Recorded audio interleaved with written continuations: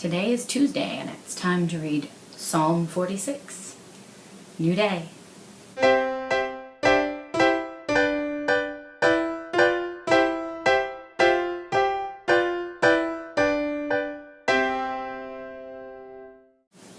Good morning. Start with a prayer. Dear Creator, please bless this time I have set aside to read your word. Please infill the Psalms with the meaning you have for me in my life today. Amen. Psalm 46.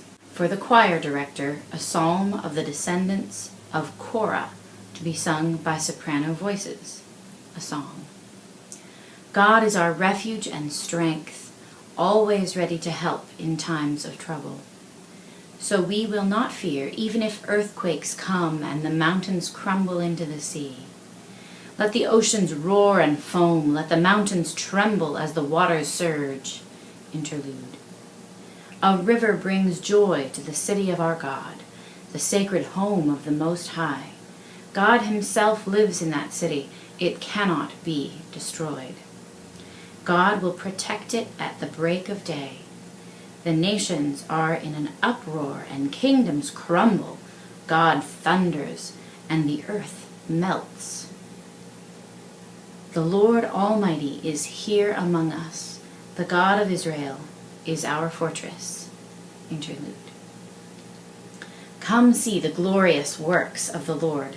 See how he brings destruction upon the world and causes wars to end throughout the earth.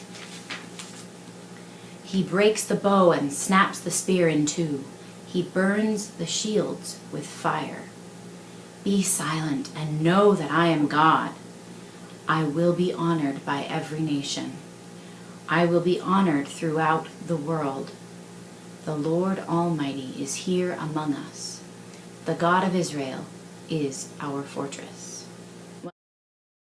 The first two sections, separating it at the places where it says interlude, the first section is that beautiful, very repeating theme in the Psalms of the Lord is all-powerful, always there, and on my side, which still is dumbfounding to me when I really let that sink in. After the first interlude, talks about the home of God, the city where God lives, that it cannot be destroyed, and that it isn't a physical location, it's in my heart and in my mind, and that I can't destroy that connection that I have with God, even if I don't believe in God, even if I don't want to have a connection with God. That connection's there. I can't destroy it. Break of day, I guess I immediately think an aha moment, and God will protect it at the break of day. So even an aha moment that might undermine God can't defeat the fact that the Lord is giving me life all the time. It's one way to look at it. Another way to look at it would be God will defend it at the break of day, meaning God is in those aha moments. Anyway, then the next section after that, the Lord Almighty is here among us, the God of Israel is our fortress. That line gets repeated there and then again at the end of it, which to me just bookends this section that appears at first to be full of contradictions with a statement of, I'm here and I'm with you and I'm on your side. Starting at verse 8 is where I get completely fascinated by this. All these apparent, at first blush, contradictions. Come see the glorious works of the Lord. See how he brings destruction upon the world. Look at these glorious works of destruction. So as I read this a couple of times through, I realized what it meant in my life. So I'll share with you what it means personally in my life, and I'd love to hear what it means in yours. So what immediately occurred to me was, of course, to remember to look at it through what is in my heart that is at war, what is in my heart and mind and my life that needs to be destroyed. That would therefore be a wonderful work of God for it to be destroyed. And immediately the first thing that came to mind was the way I treat my children. That's where I struggle. I'm nice to my friends. I'm nice to grown-ups for the most part. When it comes to my children, I don't live the way I want to live. I don't treat them the way I know I should.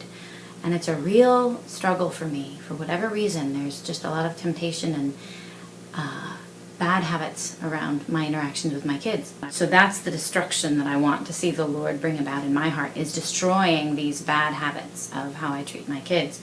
It causes war to end throughout the earth. I immediately picture my whole being, my heart, my mind, my soul, my actions, my intentions, my desires, and that I'm in conflict in all of those ways in my life, in the way I know I should be compared to the way that I am.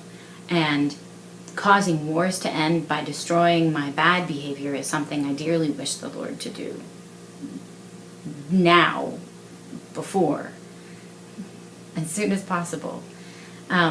He breaks the bow and snaps the spear in two. He burns the shield with fire. Those three elements I pondered and realized. So a bow is used to shoot an arrow. You can attack someone from a great distance with a bow, like an incredible distance. And it brought to mind the way that, especially if I'm in a crabby mood or a bad mood, the kids can go, "Mama," and I immediately respond with, "What?" I don't speak kindly. I don't go, "Yeah, what can I do for you?" So that reminded me of shooting at an enemy with a bow. They haven't even begun anything.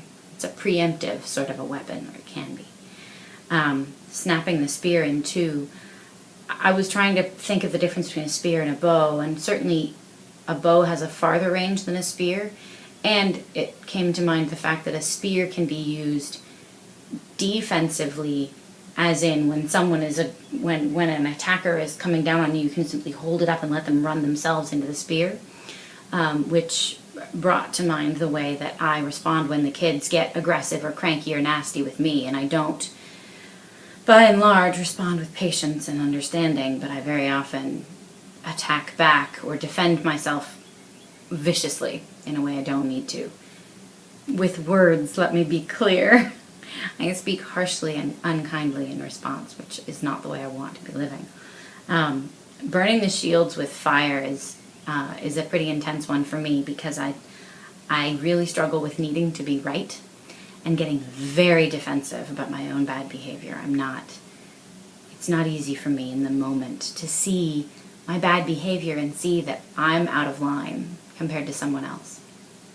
I'm much more ready to show someone how they're behaving badly, even if I'm behaving horribly.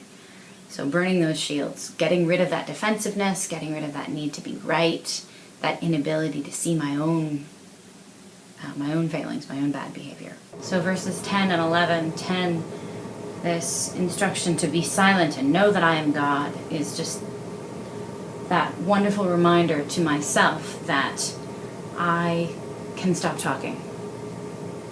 I can listen. I don't have to know everything. I don't have to have all the answers. The Lord has all the answers, so I can be quiet and pay attention. I will be honored by every nation. I will be honored throughout the world. I'm interested, nation and world, every nation and world. So whenever there's a duality, there's one that's talking about our affections and one that's talking about our intentions.